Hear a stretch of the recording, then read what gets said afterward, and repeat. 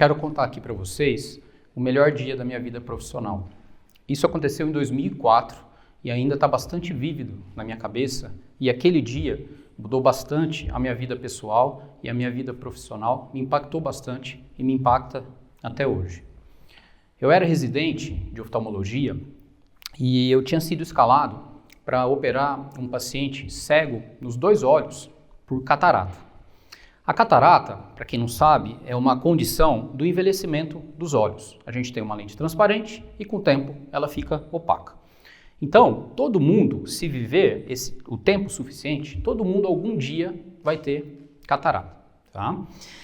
Esse senhor, ele chegou para mim, como ele era cego dos 2 olhos, ele chegou para mim com uma família, chegou sendo transportado por uma cadeira de rodas e com uma catarata que era tão evidente que me chamou a atenção que mesmo alguém que não é especialista na área, mesmo uma pessoa leiga, sem nada, ou talvez só com uma lanterna, conseguiria ver que tinha alguma coisa de errado nos 2 olhos desse paciente. Eu lembro até hoje das feições desse paciente, do cuidado e do carinho que a família tinha por ele, e da família andando com ele para lá e para cá no hospital, nessa cadeira de roda. Pois bem, fiz a cirurgia dele, foi tudo bem. Depois de alguns poucos dias, era o retorno dele. Eu vi o prontuário com o nome dele, já fui até o corredor e comecei a procurar por um senhor sentado na cadeira de rodas. Não encontrei. Cheguei a pensar que ele tinha faltado, mas estranho isso. E aí eu resolvi chamar o nome dele. E aí eu me assustei e me surpreendi que ele estava em pé, perto da porta de entrada do consultório, e ele estendeu a mão para mim, me viu, estendeu a mão para mim e veio caminhando. Naquela correria do dia a dia, eu não parei para pensar e perguntei para ele, falei, olha, o senhor melhorou da perna? Que o senhor veio andando hoje. Ele falou, não, doutor, eu nunca tive problema na perna. Eu vinha aqui no hospital com a cadeira de rodas porque eu não enxergava nada. E desse jeito era mais fácil para minha família me levar para lá e para cá. Eu fiquei surpreso e emocionado. E eu perguntei, e cadê a sua esposa? Cadê a sua filha? Ele me falou, não, doutor, agora eu dei muito trabalho para elas, agora eu não quero dar trabalho quando não precisar. Agora eu enxergo. Eu peguei o ônibus e vim sozinho. Aquele momento, aquela alegria que ele estava, de poder ver coisas que há anos ele não via, me impactou bastante e foi a minha alegria também. Agora, além da alegria, eu passei a ter uma inquietude. Por que o tratamento, por que algo fácil de ser detectado e por uma pessoa treinada, fácil de ser tratado, por que aquele tratamento demorou tanto para chegar até esse senhor?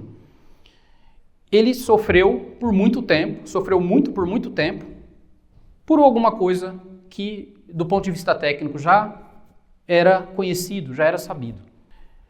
Um detalhe, apesar desse tempo todo que demorou, esse tempo todo que ele ficou com esse problema, dependendo de ajuda, um contraste foi o tempo do tratamento. O tratamento dele, a cirurgia dele, durou só 10 minutos. Então, ele estava a 10 minutos da solução do problema. E isso entrou na minha cabeça e eu comecei a pensar nas desigualdades do acesso à saúde. É como se existisse uma barreira gigante, invisível, entre esse senhor, morador de Ribeirão Preto, que mora relativamente perto do local de tratamento, que era o Hospital das Clínicas, mas existia uma barreira gigante, invisível, que impedia que ele chegasse até o tratamento.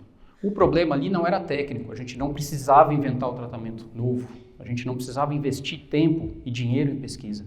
O problema era social, o problema era logístico.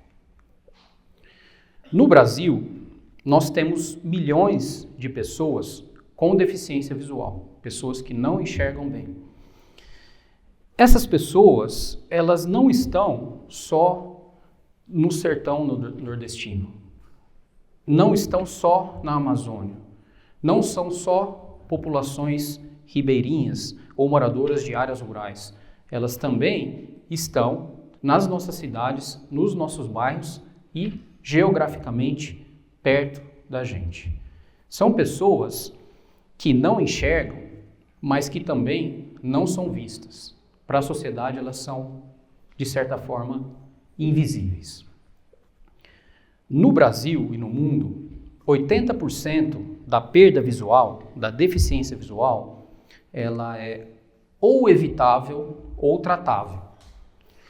Agora, saber fazer o diagnóstico e saber fazer o tratamento não é suficiente se esse tratamento não chega até a pessoa ou se a pessoa não chega até o tratamento. Vamos imaginar aqui uma fórmula mágica, um tratamento mágico, hipotético. Esse tratamento, se quem precisa dele usar esse tratamento, a pessoa que usar isso, ela vai ter uma melhora na autoestima, uma melhora na produtividade, um maior alcance acadêmico, uma maior renda agora e uma maior perspectiva de renda no futuro. E na velhice, ela vai depender menos de cuidadores e vai ter uma chance menor de demência. Tá? Esse tratamento mágico, ele existe. Tá? E está literalmente na frente do nosso rosto, está literalmente na nossa cara. É o óculos. Tá? Eu quero fazer um exercício aqui, eu vi que tem muita gente, felizmente, usando óculos. Eu gostaria de pedir para quem está de óculos, tirá-los por poucos segundos. Imagino que ficou mais difícil para me ver aqui, mais difícil para ver o telão. Imagino que seria muito difícil estudar desse jeito, trabalhar desse jeito, chegar até aqui, talvez impossível de dirigir, mas tem muita gente que vive desse jeito. Tá? Se eu falar para vocês que a maior causa de deficiência visual no Brasil e no mundo é uma simples falta de óculos. Tá? Pessoas que precisam de óculos, mas que por algum motivo não tiveram acesso a eles. Então a maior causa de deficiência visual é falta de óculos. Existe um conceito em economia, e eu tento sempre pensar nesse conceito quando eu estou fazendo as minhas ações. Esse conceito ele foi definido como poverty trap, seria a armadilha da pobreza. O que isso consiste? A pessoa pobre, ela vai ter menos acesso a serviços, no caso aqui no exemplo, serviços de saúde. Quando ela tem acesso, esses serviços normalmente são de pior qualidade, então a pessoa pobre, ela adoece mais, ela demora mais para se curar, então ela cronifica, ela perpetua essa doença. Tudo isso vai gerar um menor alcance acadêmico do que ela poderia ter, vai gerar uma menor produção de renda, que vai levar à pobreza. É um ciclo muito difícil de ser quebrado. Tá? Então, é como se a desigualdade tivesse várias camadas, sendo que a base é a exclusão social, mas o teto que impede a pessoa sair desse ciclo é uma falta de cuidado em saúde e, na imensa maioria das vezes, cuidados básicos de saúde. Não precisa de nada muito complexo, nada muito tecnológico. Nesse sentido, e sendo professor universitário, constantemente eu penso o que a gente pode fazer de melhor. Tá? De uma maneira que a universidade não seja somente uma liberadora de pessoas graduadas no mercado ou produtora de artigos científicos. A universidade tem que ser a ponte entre a ciência e a justiça social. Existem várias maneiras de fazer isso, mas eu acredito que a melhor forma é quando a universidade estende os seus braços além dos muros, além da limitação, da separação geográfica do campus para a cidade, extra-campus. Tá? Então, quando a universidade e a comunidade universitária sai do campus. Tá? Existem várias maneiras de fazer isso. Nós temos o tripé ensino, pesquisa e extensão universitária. Nesses três a gente consegue fazer isso, às vezes combinando 2 ou 3 na mesma ação. Tá? Que essas ações eu não costumo chamar de assistenciais, eu costumo chamar de ações reparadoras. Numa dessas ações, aqui em 2023 e 2024, um projeto de pesquisa, mas também envolvendo ensino e também envolvendo extensão universitária, nós descobrimos um dado inédito no Brasil e no mundo e também impactante e alarmante. Tá? O que esse estudo, feito aqui em Ribeirão Preto, conta pra gente? A pessoa em situação de rua, ela tem 10 vezes menos chance de usar um óculos do que a média da população. Tá? Então, 10 vezes mais. Para vocês terem uma outra ideia, outro parâmetro de comparação, esse achado, ele é 4 vezes menor das estimativas de um país pobre da África. Tá? E eu não estou falando de algo muito longe geograficamente da nossa realidade. Eu estou falando isso de um projeto a 15 minutos aqui do campus onde a gente está. Tá? Então, dados locais envolvendo o tripé universitário. Então,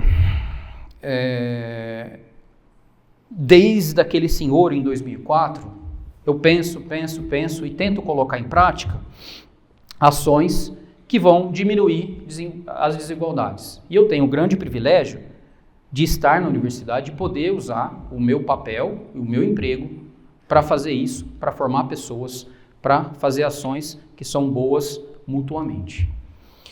E, na imensa maioria das vezes, eu não estou levando às pessoas um tratamento revolucionário.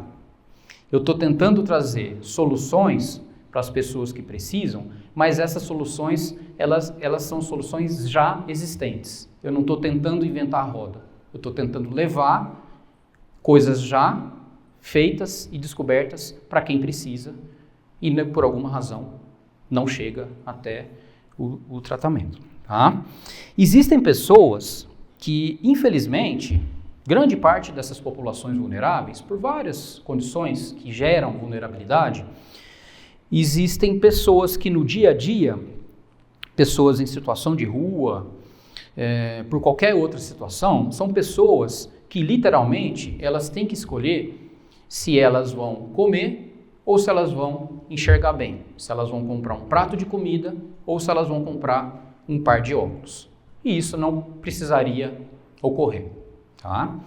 Das minhas andanças pelo mundo, América Latina, África, Ásia, em países mais pobres, em países mais ricos, eu vi uma coisa em comum. O que mais causa e causava cegueira e deficiência visual não era a idade avançada, não era diabetes, não era uma doença genética grave, não era o trauma ocular. O que mais cegava as pessoas era a pobreza e continua sendo a pobreza. Tá? No ambiente universitário, muito se fala que no Brasil ninguém até hoje recebeu o prêmio Nobel. Seria muito interessante se a gente recebesse, por vários motivos. Daria maior visibilidade à universidade, maior visibilidade aos pesquisadores, à ciência e ao Brasil. Mas talvez o que a gente mais precise no momento não seja um prêmio. Talvez o que a gente mais precise é levar as soluções para quem mais precisa e merece. Aqui no meu trabalho, nesses últimos anos, e eu espero que nos próximos anos, eu consiga, dia a dia, impactando estudantes, a comunidade universitária e pessoas externas a essa comunidade, de uma maneira que a gente possa cada vez mais dar visibilidade às pessoas que são, hoje em dia, infelizmente, invisíveis, para que a gente possa abrir os nossos olhos, abrir os olhos da sociedade e enxergar através da desigualdade, através das entrelinhas da desigualdade. Muito obrigado a todos.